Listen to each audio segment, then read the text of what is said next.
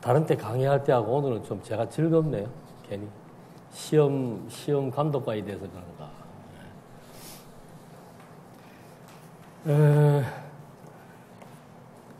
시험은 그래도 교육받는다는 건 힘들죠.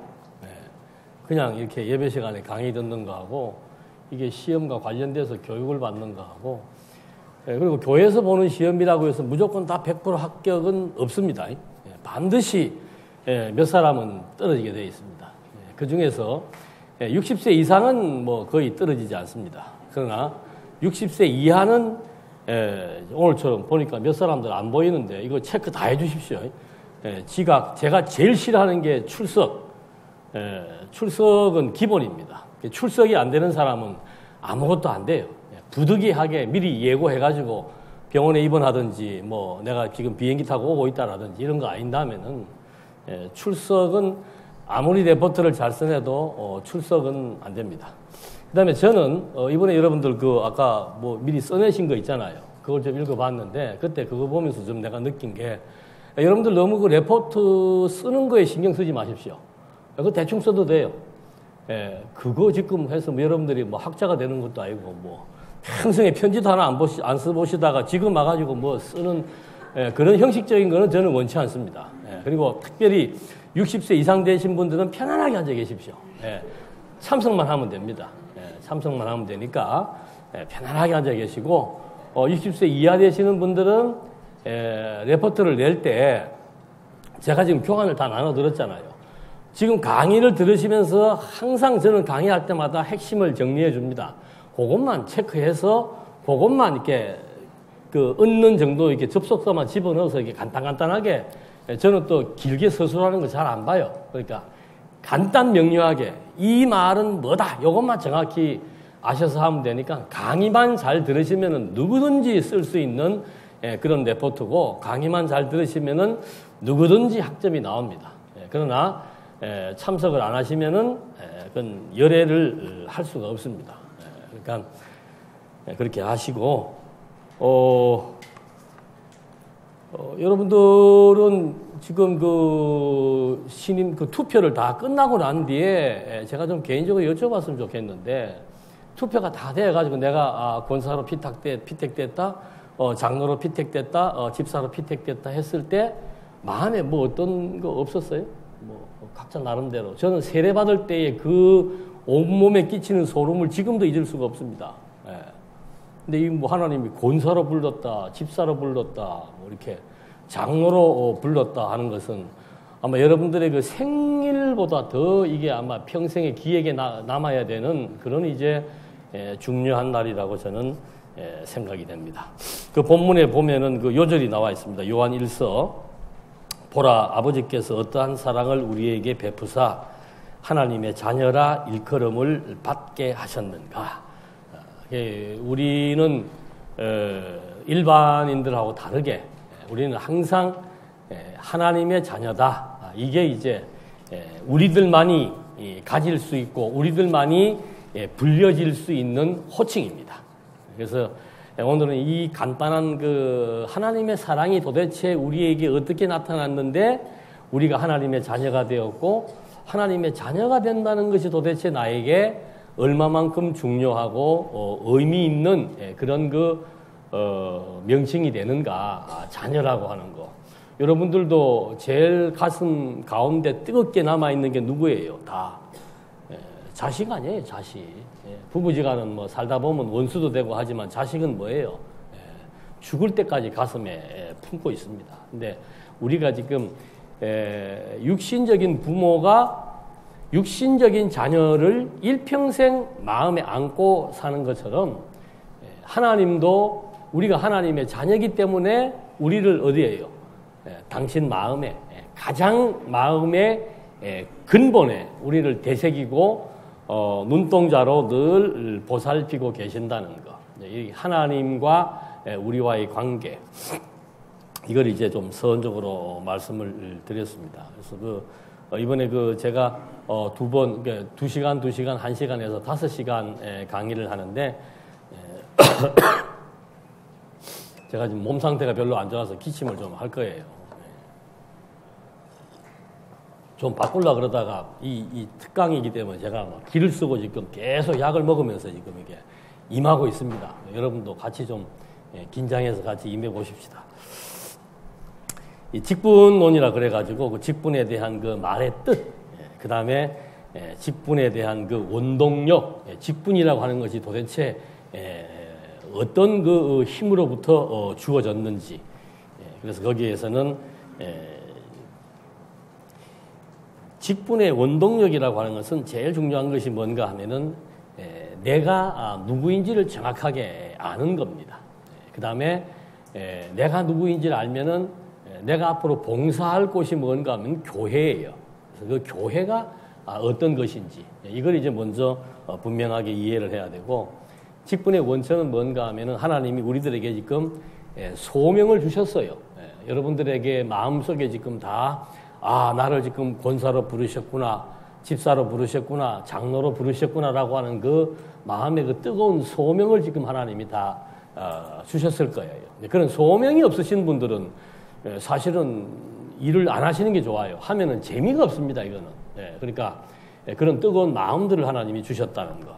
그 다음에 세 번째는 뭔가 하면은 조직의 직분의 실제라 그래서 이 교회의 조직과 행정 이런 것들을 좀 보고, 마지막에는 직분자의 자세, 이건 아주 중요하죠. 직분자라고 하는 것이 도대체 권사와 집사와 장로라고 하는 것이 어떤 자세를 가지고 임해야 되는 건지, 이걸 이제 5시간에 걸쳐서 할 것입니다. 그래서 아까도 제가 일부러 그 60대라고 그 자른 이유는 뭔가 하면은, 이제 사실 그 60대 이상 되시는 분들은 교회의 어떤 그 격동기예요. 이 교회의 격동기에 사실은 투사와 같이 정말 몸으로 헌신하고 여러 가지 많은 어려움들을 극복하고, 지금 권사나 장로가 안 되셨더라도 지금 그런 그 중심에서 일을 해 오셨죠. 그래서 이제 그 장안중앙교회에 대한 여러 가지 많은 이 소용돌이 속에서 교회를 지켜내시는 그런 일을 하신 것이고, 40대, 50대는 이제 이 새로운 장안중앙교회의 교회의 문화를 조성해야 될 분들입니다. 그리고 앞으로 10년 정도 지나면은 이 장안중앙교회의 중추적인 역할을 해서 이 교회를 끌어나가야 될 너무도 중요한 초석이 되시는 분들이에요. 그러니까 저는 지금 이 강의의 핵심을 지금 40, 50대에다 두고 하는 겁니다. 편안하게 60대 이상 되신 분들은 편안하게 들으셔도 되고, 하여튼 40, 50대는 그런 마음의 변화나 각오가 없으면 하시면 안 됩니다. 왜 그런가 하면은 이 지금 우리 그 장안중앙교회가 또는 우리 말씀운동 전체가 가지고 있는 잘못된 신앙생활들이 있습니다. 아주 특수하게 잘못된 그 신앙생활들이 있어요. 그런 것들을 개혁하지 못하면은, 이론이라고 하는 것은 우리가 얼마든지 다 이제 정리가 되어 왔기 때문에 이론적인 개혁 이런 거는 더 이상 안 하셔도 됩니다만은, 이제 실제 생활에 있어서 이 교회가 어떤 것인지를 여러분들이 만들어 나가는 거예요. 이제 그런 면에서 굉장히 중요한데, 여러분들이 교회를 다니면서 많이 들었던 소리들이 뭐예요? 외부에서 지적을 할 때 많이 듣잖아요.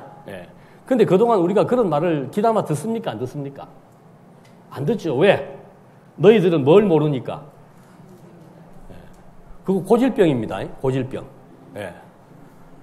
그건 아주 그건 암이에요. 암. 그러니까 누가 저를 이렇게 판단하고 비판하고 저에 대해서 점검을 해주는데, 그런 말을 듣기 싫어하는 것은 병입니다. 그 정상적인 사람들은 그걸 다 들어요. 근데 그거를 듣기 싫어하는 것은 병이에요.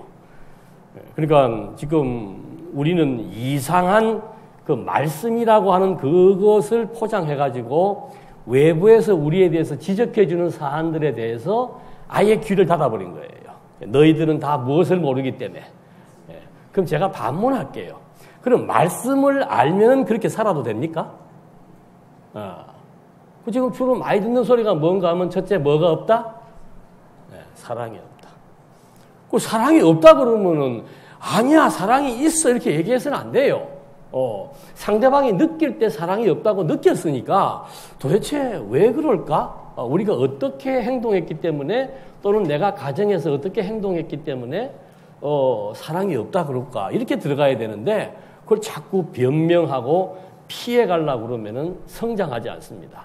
그리고 앞으로 이 교회는 계속 이런 그 구태연한 방법으로 계속 진행한다면은 교회는 절대 성장하지 않고 여기에서 머물 수밖에 없고 점점 쇠퇴하고 도태합니다. 여러분 여기 지금 벌써 한 700명, 800명 가까이 왔었잖아요. 이런 일이 있을 거라고 상상했어요, 못했어요? 못했죠. 이거보다 더한 일도 있습니다. 교회가 문을 닫을 수도 있습니다. 그러니까 우리의 그 행동 하나가 외부 사람들에게 엄청난 영향을 미치고 말씀을 듣고 교회를 왔더라도 사람은 영물이기 때문에 다 느낍니다. 이 교회 이상하네. 추워. 물론 온도도 좀 낮지만 분위기가 이상한 거예요. 일반 교회하고 교회가 가지고 있는 일반적인 그런 그 풍토하고는 너무도 다른 게 있다라고 하는 거죠. 그거를 우리 40, 50대들은 뼈저리게 느껴서 그런 부분들을 개선해 가야 될 그런 그 사명이 있습니다. 또 한 가지는 너무 무례해요. 우리는 여기 지금 학생들이 아니에요. 학생들도 내가 공부 잘한다고 학교에서 잘난 척 하면 어때요? 아무리 공부 잘해도 별로 그렇게 좋은 사람이 못 되는 겁니다. 그런데 우리는 모든 잣대를 뭐로 삼습니까? 너 성경 공부한 지 몇 년 됐냐? 성경을 얼만큼 아냐? 이게 마치 지금 나의 신분이나 내 위치를 책정하는 것으로 은연중에 자리매김을 해버렸어요. 그러니까 나이도 상관이 없고 이건 무슨 장로니 권사니 이런 직분도 상관이 없고 심지어 목사도 가르쳐요. 이제 앞으로 여러분들은 말하지 마십시오. 교회는 말로 하는 게 아니고 뭐로 하는 거예요. 이제 내가 성경 본문을 가르쳐 드릴게요. 교회는 말로 일하는 데가 아니고 뭐예요? 몸으로 일하는 데입니다. 말이 아니고 몸이에요. 그러니까 말 한마디 안 해도 돼요. 말 한마디 없어도 사람들이 다 봅니다. 몸으로 하는 겁니다. 몸으로. 제발 누구 가르치려고 그러지 마십시오. 절대 여러분들 권사가 됐으니까 내가 이제 권사는 무슨 일 한다고요? 가르치는 일 한다 그러죠? 가르치는데 뭐로 가르쳐요? 이제 벌써 터득하시네. 말로 가르치는 거 아닙니다. 제일 듣기 싫어하는 게 이게 말로 하는 얘기예요. 말로 가르치는 게 아니고 뭐로? 몸으로 보여주는 거예요. 그러니까 가정생활이 어려운 이유는 가정에서 아버지가 말 많이 할수록 애들은 크면 클수록 아버지하고 어떻게 돼요? 멀어져요. 그러니까 말로 교육하는 게 아니고 그냥 몸으로 보여주는 겁니다. 삶으로 보여주는 거예요. 그래서 그런 것들이 결국은 그 무례한 모습들을 너무 많이 노출이 되고 그리고 이 배려라고 하는 게 여러분들 배려라는 말 안 쓰잖아요. 우리는 교회 오면 항상 쓰는 거 말씀만 쓰면 돼, 그죠? 말씀 하나만 하면은 모든 게 만병통치약이야. 내가 무례해도 괜찮고 막대 먹어도 괜찮고 아무한테나 대들어도 괜찮고 제가 하나 느끼는 거는 여러분들 회의할 때 가끔 싸워요. 가끔이 아니더만 회의할 때마다 자주 싸우시대. 아니 교회에서 싸우면 됩니까? 안 됩니까? 나는 그런 풍토를 또 참 이상해.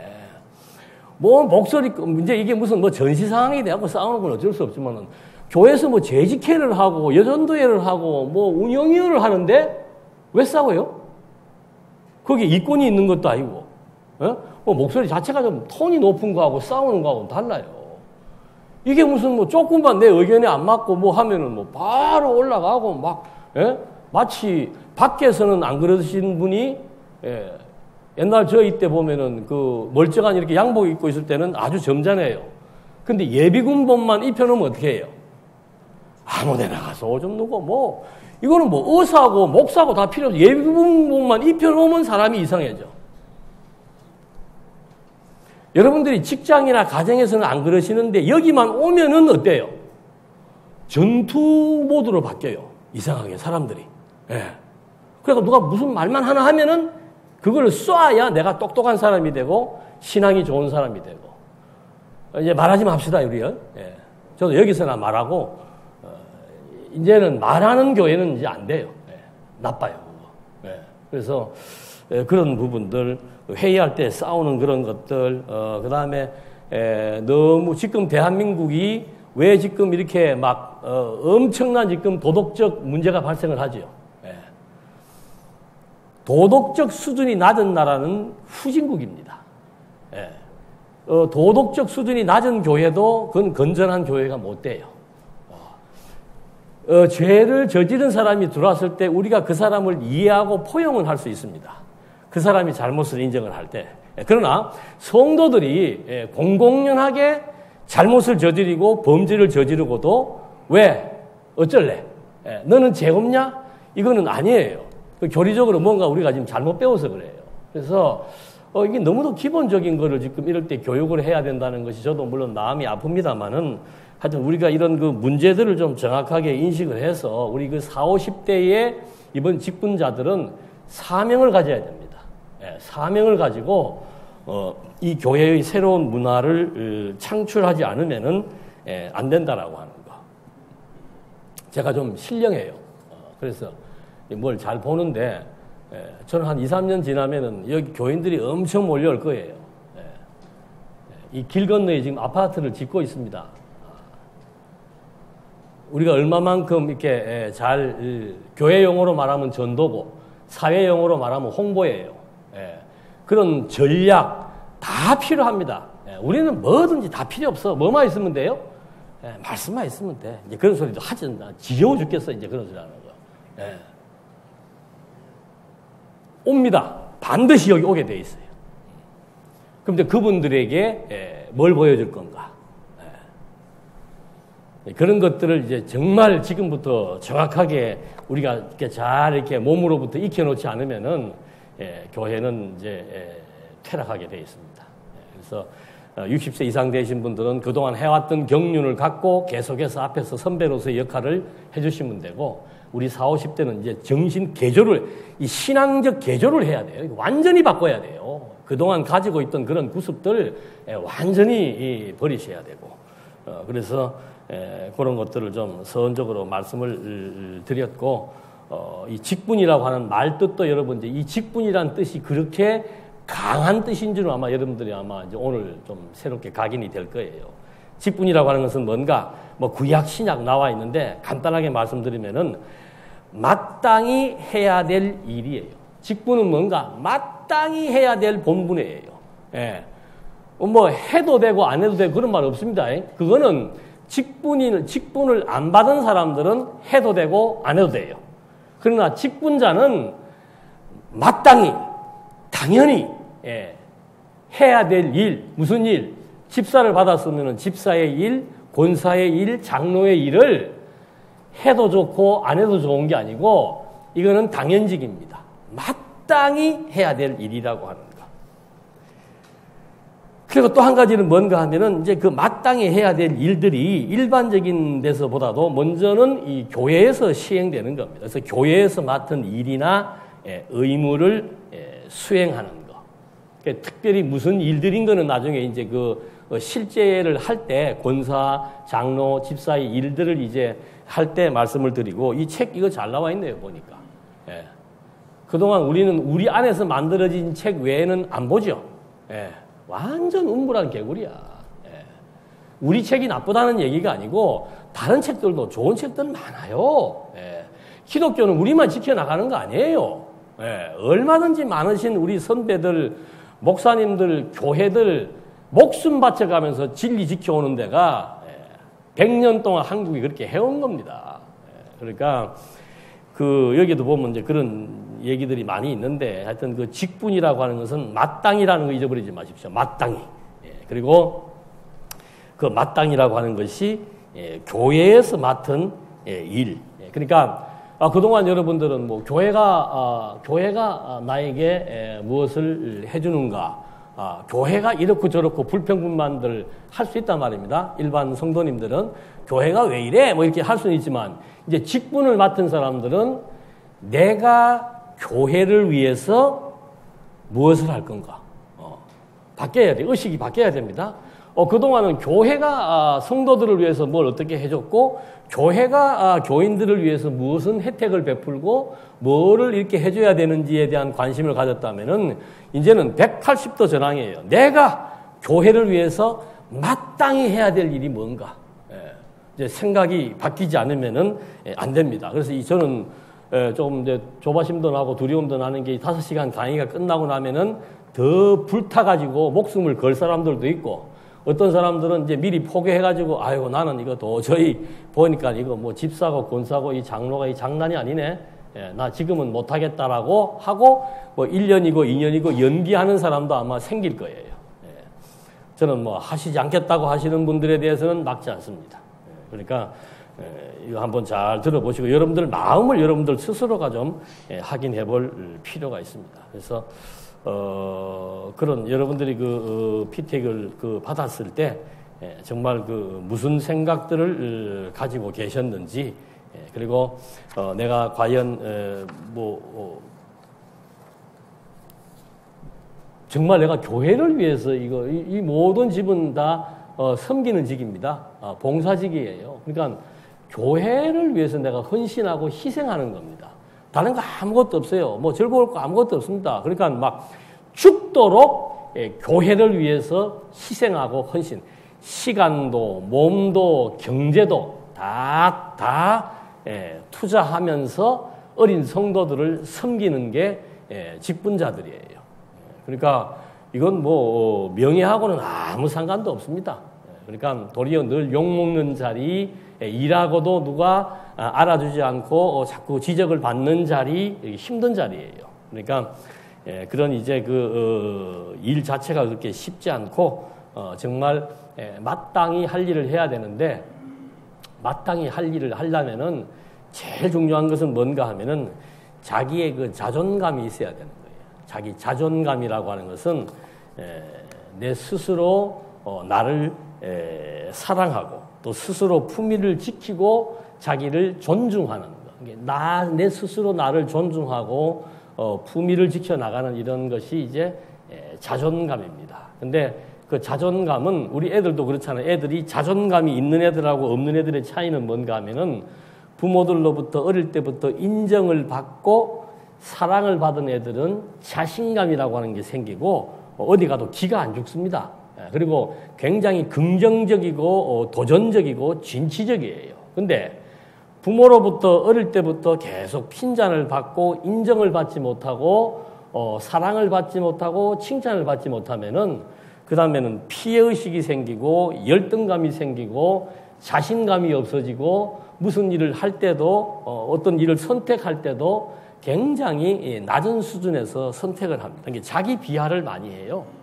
그러니까 여러분들이 신앙생 이거 왜 말씀을 드리는가 하면은 내가 처음에 초도에 읽어드린 대로 하나님의 자녀라고 했을 때 그 하나님의 자녀라고 하는 그 자녀의 뜻만 제대로 알아도 힘이 나야 돼요. 내가 누구의 자녀예요? 하나님의 자녀라고 하는 것에 힘이 나야 돼. 근데 뭐 하나님의 자녀라고 했을 때 위축되고 뭐 이렇게 돼버리면은 이제 무슨 일을 해나갈 수가 없습니다. 그래서 이 자존감이라고 하는 것은 사랑받을 만한 가치 있는 소중한 존재다. 나는 사랑받을 만한 가치 있는 소중한 존재다. 이런 것들이 이제 일반적인 뜻풀이로서 말하는 자존감이에요. 그리고 어떤 일을 했을 때 나는 반드시 그런 일에 대한 성과를 이루어낼 수 있는 그런 힘이 있다. 이렇게 자기를 평가하는 겁니다. 그런데 이런 평가가 쉬운가? 그렇지 않습니다. 자기를 자기 스스로 평가할 때 이게 이제 두 가지 현상이 나타나요. 이 자존감이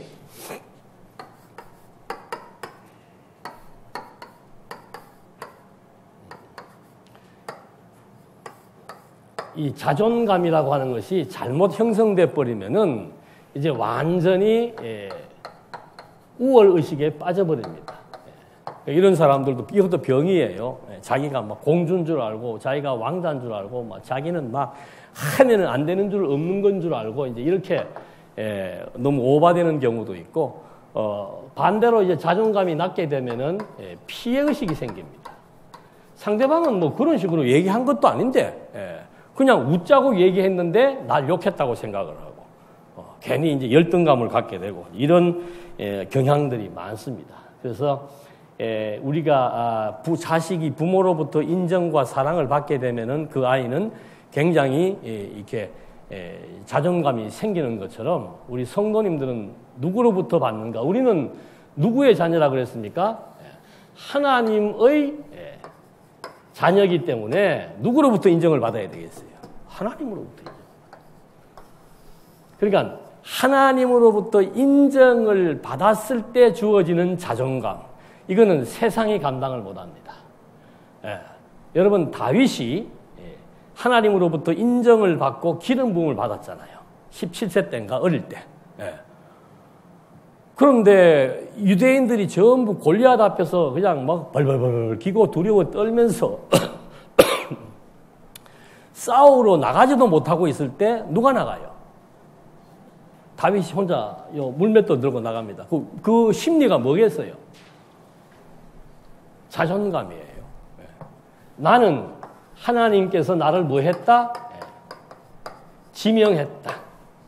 하나님이 나를 지명했다. 꼭 집어서 지명해서 나에게 기름을 부어서 나를 이스라엘의 왕으로 쓰시겠다고 하나님이 나를 지명하고 나를 인정해 주었다. 그게 어떤 공포나 어떤 두려움 앞에서도 당당해질 수 있도록 그런 힘을 주는 겁니다. 그러니까 다윗이 골리앗 앞에 싸우러 갔을 때 뭐라고 외칩니까?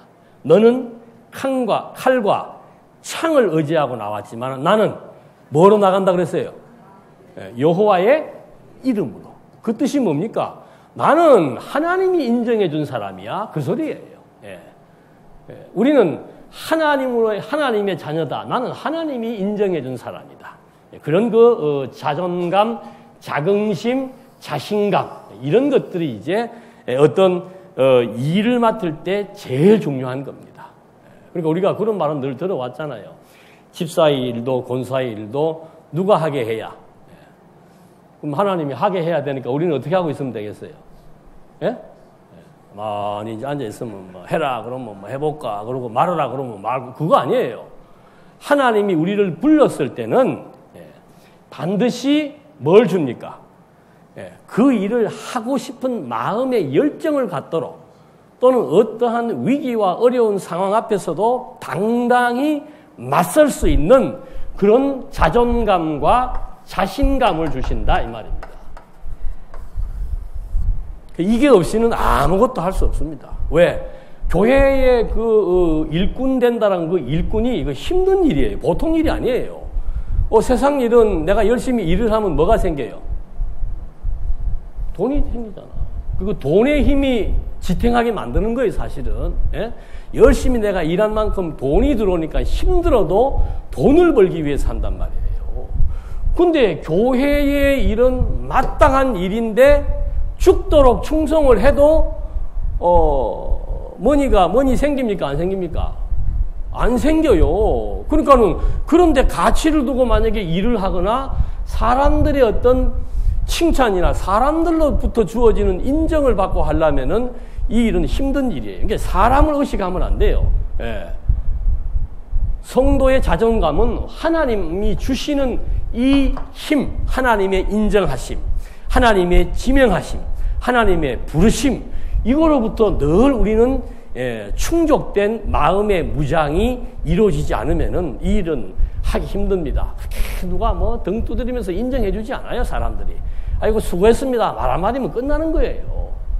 그럼 내가 지금 아침부터 나와서 하루 종일 고생했는데 갈 때 수고했어. 그 말 한마디도 끝난다? 집에 갈 때 허탈해요, 안 허탈해요? 이제 허탈한 마음이 들면은 힘든 거죠. 그래서 하나님께서 이스라엘 백성들도 제일 먼저 이스라엘 백성들이 해야 될 일이 뭔가 하면은 광야의 길을 걸어가야 됩니다. 광야의 길을 헤치고 가나안 땅에 들어가서 전쟁을 치러야 돼요. 근데 이스라엘 민족은 어디에 젖어 있습니까? 열등감. 왜 열등감이에요? 우리는 누구다? 400년 노예 생활을 한 겁니다.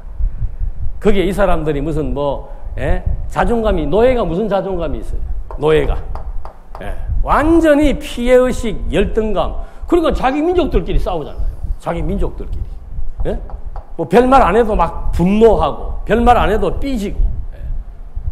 그러니까 하나님께서 이런 사람들을 애굽에서 탈출시켜가지고, 제일 먼저 하나님께서 하시는 일이 뭡니까? 이 노예를 뭐로 바꿔주는 거예요? 하나님의 백성, 하나님의 자녀로 신분을 정확하게 바꿔주는 겁니다. 너희가 과거는 노예였지만 이제는 누구다? 나는 너희의 하나님이 되고 너희는 내 백성이다. 내 백성이란 말은 전체를 말할 때는 백성이고 개인을 말할 때는 뭐예요? 자녀예요, 자녀. 그러니까 우리는 노예였다가 우리가 누구다? 하나님의 자녀다. 이게 이제 완전히 자존감을 회복시켜주고 광야의 길을 걸어갈 수 있는 자신감을 갖게 해주는 거죠.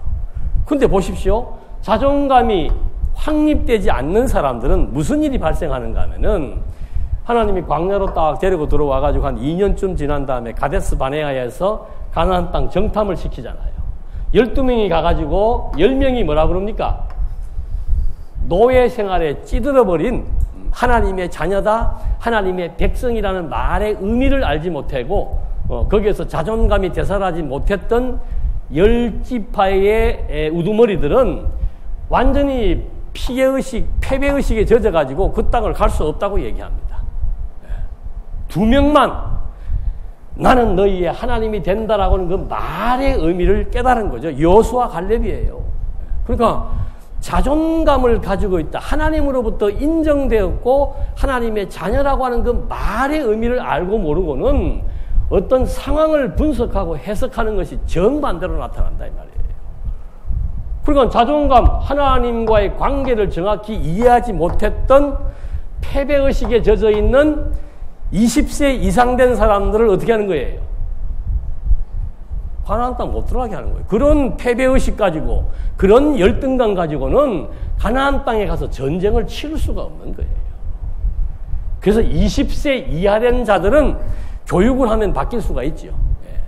근데 벌써 20세 이상 되어가지고 완전히 20세 이상 노예 생활을 수십 년 동안 겪어왔던 세대들은 그게 잘 안 바뀌는 거죠. 자유를 주어도 자유를 못 누린단 말이에요. 광야에서 다 죽게 만들어버리고 새로운 세대들에게만 하나님께서 가나안 땅 전쟁을 통해서 정복하게 하시는 거.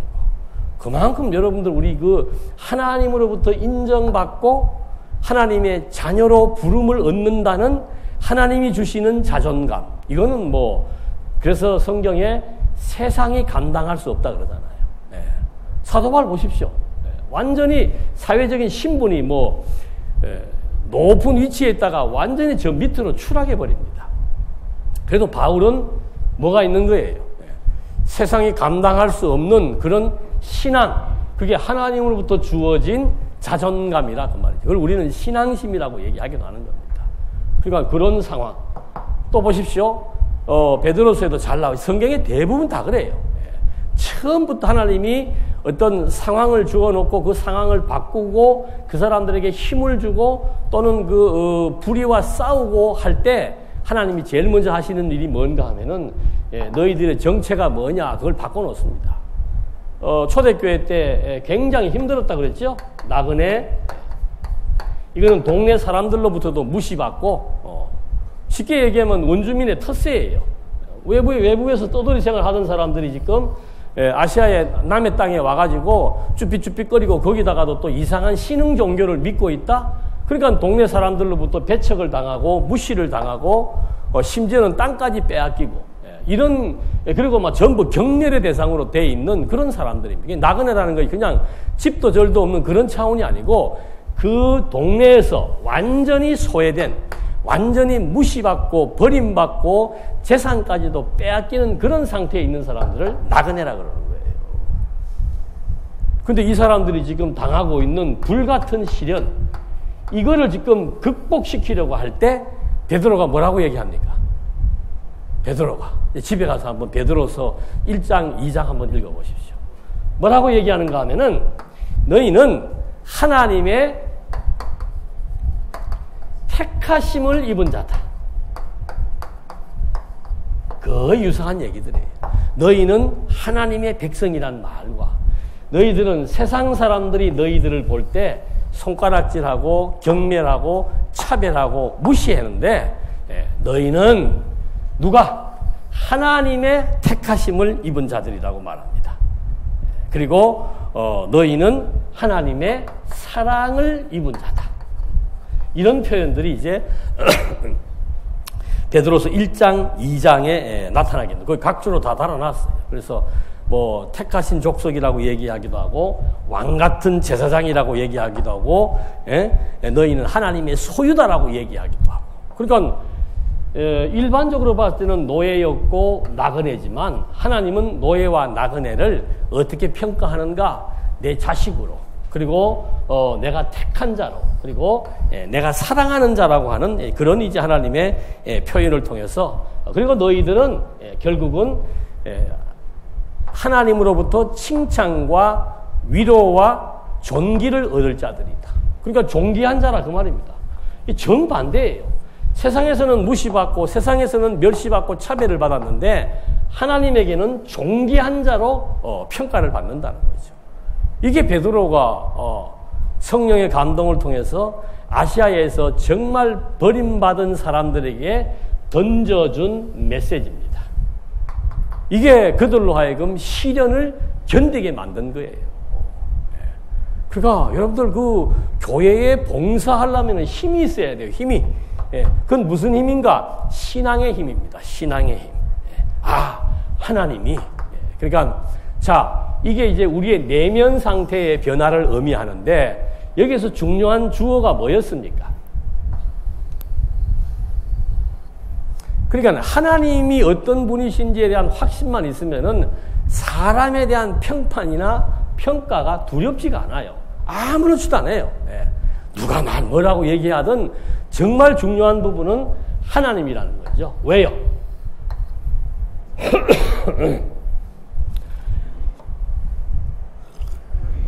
모세가요, 모세오경을 쓸 때 이스라엘 백성들을 어디로 데리고 나온 겁니까?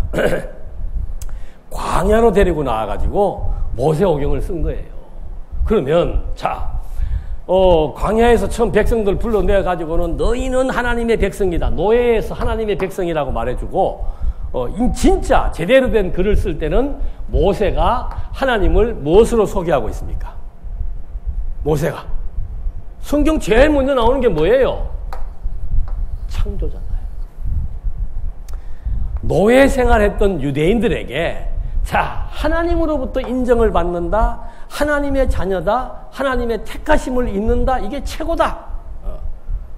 그래. 그러면 그게 최고가 되려면은 나를 인정해 주신 그분이 어떤 분이신 거에 대한 분명한 확신이 있어야, 그분이 어떤 분이신지에 대한 그분의 능력이 어떤지를 알아야만 그런 분이 나를 인정해 주었다라고 했을 때 내가 힘을 받는다 그 말입니다. 똑같은 거예요. 누가 나를 인정해 주었는가? 누가 나를 무엇이라고 지금 불러주고 있는가? 이거는 뭐 굉장한 의미가 있는 거죠. 그래서 모세가 이스라엘 백성들의 그 근본된 의식을 바꾸어 놓기 위해서 모세오경을 쓰기 시작하면서 제일 먼저 꺼내는 작업이 뭔가 하면은 우리의 신, 우리의 하나님이 되시겠다라고 하는 그 하나님은 어떤 분이신가? 창조주라 이 말입니다. 우주와 만물을 다 창조하시고 창조한 이 피조세계 전체를 창조, 종말, 이르기까지의 이 모든 역사, 모든 나라, 모든 인간, 모든 피조물들을 다 당신이 뭐 한다는 거예요? 주관하시는 그분이 우리를 백성으로 인정했다는 겁니다. 그분이 우리를 내 자녀라고 지금 그분이 선택해 주었다는 거예요.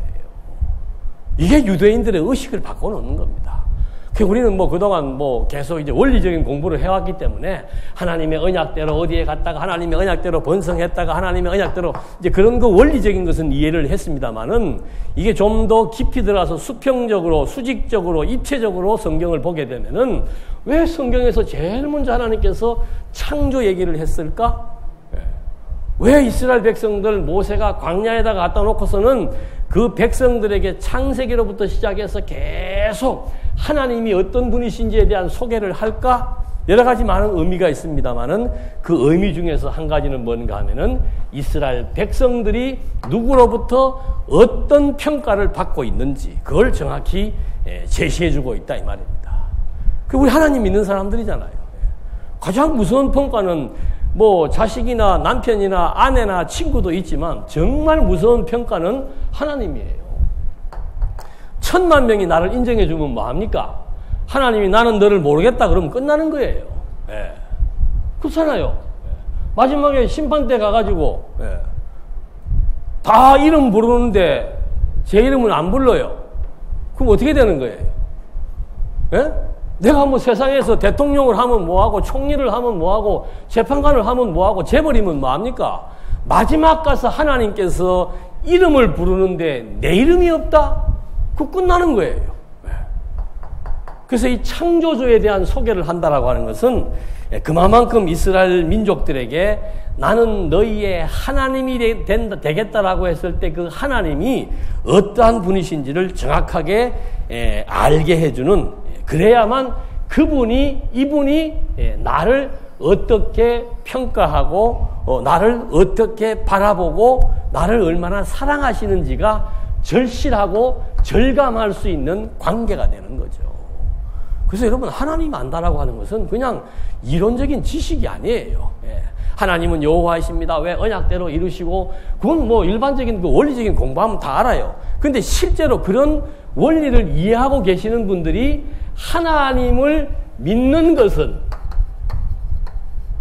농도가 달라요. 이게 힘든 부분이에요. 지금 여기 계신 분들 중에서도 저보다 훨씬 하나님에 대한 믿음이 좋은 분들이 있어요, 없어요? 근데 이론은 여기 계신 분들보다는 제가 자신할 수 있죠. 이론은 제가 제일 많이 알아요. 그렇지만 실제로 내가 논리적이고 체계적으로 전개해 나왔던 하나님에 대한 논리적인 지식과 실제로 그 하나님을 믿는 그 믿음의 농도와는 다 사람마다 다르다는 거예요. 그래서 하나님이 어떤 분이신 줄, 물론 이게 원리적으로는 뭐 아는 만큼 믿어지는 거, 그걸 제가 몰라서 그러는 게 아니에요. 그 아는 만큼이라는 건 진짜 남성과 여성의 부부의 관계 속에서 알아가는 것처럼 훤히 다 깨뚫고 있는 것을 의미하는 겁니다. 그런 의미에서 안다라고 하는 것은 정비례하지요. 근데 일반적인 지식의 개념으로 성경을 이해하고 있을 때는 거기에서 뭐가 나타나지 않는다는 거예요. 이 믿음을 뭐로 측정한다 그랬습니까? 이제 이거 잊어버리지 마십시오. 행함으로 나타나지 않는 믿음은 진짜다, 가짜다. 가짜예요.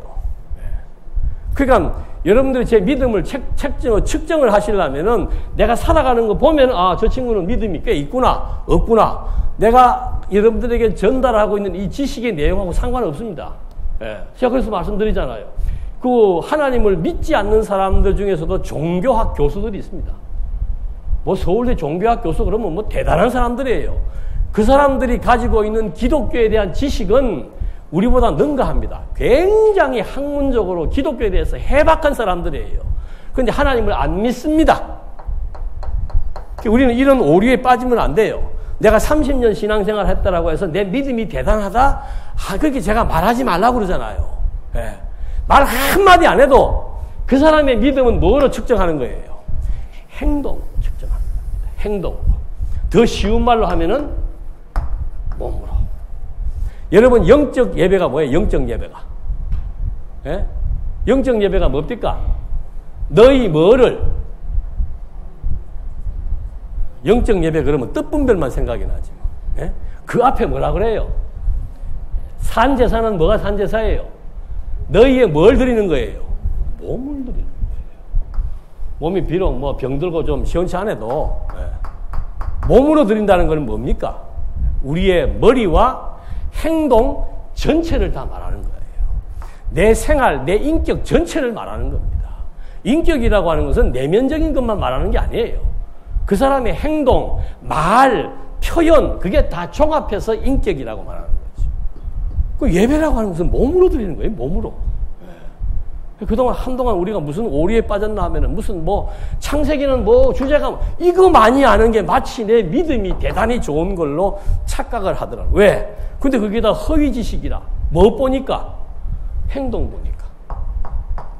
교회 마음대로 나갔다 안 나갔다 뭐 하고 싶으면 했다가 안 하고 안 해. 그게 무슨 신앙이에요, 신앙. 예? 어떻게 직분자가 마땅히 일을 맡은 사람이 할 수도 있고 못 할 수도 있어요. 그거는 아니라니까요. 예. 직분이라고 하는 말 뜻은 마땅히 하는 일이에요. 마땅히 하는 일. 이유가 없습니다. 예. 물론 여건상 뭐 한두 번 어려움이 있을 수는 있지만 그렇다고 해서 내가 예를 들어서 오늘 못 왔다. 그러면 미안한 줄 알아야 되죠. 이제 여러분은 여러분의 개인의 몸이 아니에요. 여러분 개인의 몸이 아닙니다. 여러분 뒤에 지금 많은 성도님들이 여러분들을 다 지금 주시하고 있습니다. 내가 그냥 교인일 때는 교회에 빠져도 표가 나요, 안 나요? 안 나요, 잘. 구역장님들이나 알까? 근데 장로님이 교회를 하러 빠졌다? 안 보는 것 같지만 다 체크합니다. 장로님도 교회 안 나오네? 그럼 나도 어떻게 해요? 안 나와도 되지요. 왜? 장로님도 교회 뭐 들락날락하고 교회 와도 예배 참석도 안 하고 아니 교회 오셔가지고도 여기 참석 안 하는 이유는 뭐예요? 나는 이해를 못 하겠어. 교회 지금 무슨 회의하러 왔어요? 아니 제일 중요한 시간이 말씀이 선포되고 하나님에 대해서 확인하고 내 신앙의 뜨거운 열정을 되찾고 하는 이 시간이 제일 중요한 시간인데 다 똑같대. 교회 나와 앉아있어도 괜찮고 밖에 나가서 놀면서도 하나님 생각만 하면 되고 생각만 하는 게 아니고 뭐라고 그랬어요? 몸으로. 이제 잊어버리지 마십시오. 몸으로. 그래서 우리 이 사고 전환을 하지 않으면은 정말 이 직분 감당하기 힘듭니다. 그래서 지금 하나님께서 제일 먼저 지금 주지시켜 주는 게 뭔가 하면은 내가 누구인지 그리고 나를 자녀라고 인정해 주신 그 하나님이 어떠한 분이신지 이걸 이제 처음에 확인을 시켜 주었다 그랬습니다. 그래야 사람도 그렇잖아요. 누가 나를 인정해 줄 때 나는 그 사람을 위해서 정말 내 최선을 다하고 싶은 그런 마음이 들잖아요. 특별히 남자들은 뭐 자기를 인정해 주는 사람을 위해서는 뭐 목숨도 바친다 그러잖아요. 그만큼 인정을 받는다는 것은 대단한 거예요. 근데 하나님으로부터 인정을 받는다? 그건 뭐 정말 말할 수 없는 우리에게 있어서 힘이 되는 거죠. 그래서 이 처음에 이런 관계, 내가 누구인지 하나님으로부터 내가 어떤 존재로 평가되고 인정되었는지 그리고 그것이 정말 가치롭다라고 느끼려면은 그 하나님이 나를 인정해 주신 하나님이 어떤 분이시냐? 창조주다. 그럼 끝난 거예요. 우주와 만물을 당신 뜻과 능력으로 마음대로 섭리하시는 그러니까 창조했으니까 이 모든 세계의 뭐란 뜻이에요? 주인이란 뜻이에요. 그 주인이 누구 아버지예요? 우리라 그러지 말고 나라 그래요. 나. 우리 그러면 또 기분 나빠. 내 아버지다, 내 아버지. 그래서 로마서에서도 하나님의 자녀가 된 사람들이 이제 하나님을 뭐라 부른다 그래요? 아버지, 아버지, 아버지라고 그럽니다. 그냥 반복해서. 그래서 이 아버지라고 하는 용어, 아버지와 자식이라고 하는 이 관계, 이거는 뭐 피조세계에서 제일 중요한 관계입니다. 그런 관계를 하나님께서 우리에게 주었다는 거. 그래서 이 창조주가 모든 것을 주관하시는 주인이신데 이분이 나를 무엇으로 인정했다? 자녀로 인정했다. 그래서 이 자녀라고 하는 것은 어제도 수요일도 제가 그런 말씀 드렸습니다만은 자녀라고 하는 것은 아무나 자녀라 그러지 않죠. 반드시 뭐가 같아야 돼요? 내 피가 그 속에 흘러야 되는 거예요. 그래서 우리는 뭐 딱 보면은 아이고 이거 누집 아들이다 금방 알잖아요. 왜 알아요? 닮았다 그러잖아요. 그러니까 하나님께서 사람을 만들 때도 어떻게 만들었다 그랬어요? 형상이라고 하는 것은 닮았다는 뜻이에요. 하나님 우리의 형상과 모양대로 사람을 만들자. 그건 하나님을 닮았다는 겁니다. 물론 외형적인 것이 하나님은 영이시기 때문에 이런 외형을 말하는 게 아니고 당신의 내면 근원을 얘기하는 겁니다.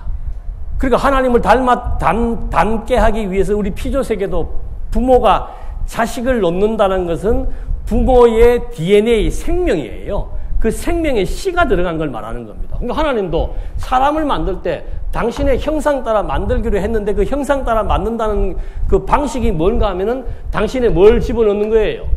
생명의 기운을 집어넣는다 이 말입니다. 그러니까 하나님이 아담을 만들 때 당신의 생명의 기운, 당신의 DNA를 집어넣어 가지고 뭐가 된 거예요? 살아있는, 이게 왜 갑자기 생각이 예? 살아있는 존재로 만드는 거란 말입니다. 생명체가 왜 하나님과의 관계가 있습니까? 요한복음에 보니까 하나님은 무엇이니? 영이시니. 그러니까 하나님의 근본을 영적이라고 표현하는 겁니다. 하나님은 영이시다. 그 영이신 하나님을 닮게 만들었으니까 사람이 뭐가 된 거예요? 살아있는 영체가 된 거예요. 이게 사람이에요. 그러니까 하나님이 하나님과 인간의 관계를 왜 자녀라고 얘기를 하는가? 이스라엘 백성들을 왜 자녀라고 얘기하는가? 하나님이 인간을 만들 때 자기를 닮게 만들었습니다. 자기를 닮았다는 것은 자기네 생명 에너지를 집어넣었다는 뜻이에요. 그렇게 만들어진 것이 인간이라 이 말입니다. 그걸 이제 생명체다. 그래서 이걸 갖다가 우리는 그래서 하나님과 인간의 관계를 자녀의 관계로 말하는구나. 이걸 다른 말로 하면 하나님과 우리의 관계가 생명의 관계구나. 제일 중요한 게 뭐예요? 생명이에요. 생명. 그러니까 우리를 당신과 우리의 관계를 생명의 관계로 만들어 놓은 거예요. 그래서 이스라엘 백성도 마찬가지입니다. 내 백성이다. 내 백성이라는 게 뭔가? 하나님의 백성이다. 하나님의 백성이니까 하나님과 무슨 관계가 있다? 생명의 관계가 있다. 그러니까 태초에 그 하나님이 사람을 만들 때는 생기를 통해서 생명의 관계를 보여주었다면은 이스라엘 백성들은 이제 모형적이잖아요. 타락을 해가지고 모형적인 시대로 보여줄 때는 하나님이 이 백성들을 자기 백성이라고 규정을 해놓고 불러가지고 너희들은 내게 대해서 무슨 나라다? 제사장 나라다? 이게 무슨 뜻이에요? 자기 백성들이 범죄하면은 죽어요, 살아요? 죽잖아요. 이 백성들을 자기의 자녀기 때문에 계속해서 이들을 뭐 해야 돼요? 살려야 돼요. 생존시켜야 돼요. 생존시키기 위해서는 자기 백성을 죽이는 게 아니고 누구를 죽여요? 짐승을 죽인다 이 말입니다. 피는 생명이라고 그랬잖아요. 짐승의 생명을 대신해서 죽여서 자기 백성들의 생명을 보존해 나간다 이 말입니다. 그래서 하나님과 이스라엘의 관계도 생명의 관계라 이 말입니다. 여러분 그리스도를 이 땅에 보냈잖아요. 왜 보낸 거예요? 죽어버린 자기 백성들을 뭐 하시려고? 살리시려고.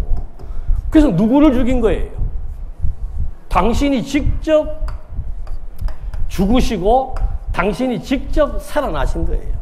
그래서 나는 부활이요 생명이다. 나는 생명의 근원이다.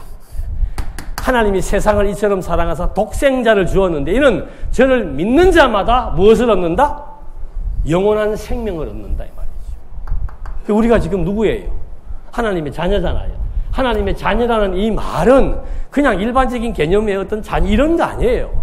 완전히 아담을 당신의 생명으로 만드신 것처럼 이스라엘 백성들의 생명을 짐승의 생명을 대신해서 보존하신 것처럼 오늘 우리들의 생명을 그리스도의 생명을 통해서 우리들에게 새 생명을 주어서 아담을 창조할 때 생기를 불어넣어서 살아있는 영체로 만든 것처럼 오늘 죽어버린 당신 자녀들에게 그리스도의 새 생명을 집어넣어서 우리들로 하여금 무엇을 얻게 한 거예요? 새로운 생명을 얻게 한 거예요. 그래서 우리를 하나님이 뭐라 부르는 거예요? 너희는 하나님의 자녀라. 하나님의 권석이라. 하나님의 백성이라. 하나님의 교회라. 이게 전부 하나님과 무슨 관계? 생명의 관계. 아버지와 아들이 피를 나는 생명의 관계인 것처럼 하나님과 우리가 무슨 관계예요? 하나님으로부터 생명의 기운을 공급받아서 이제는 새로운 생명을 부여받은 하나님의 권속이요 하나님의 자녀라 이 말입니다. 여러분 이제 어깨 필만하죠? 하나님의 자녀라고 했을 때 이게 보통 얘기가 아니에요.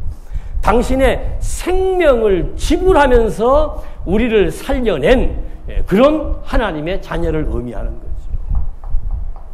그래서 이 이스라엘 백성들에게는 뭐 노예나 나그네나 이런 신분 정도의 변화라면은 지금은 그게 아니에요.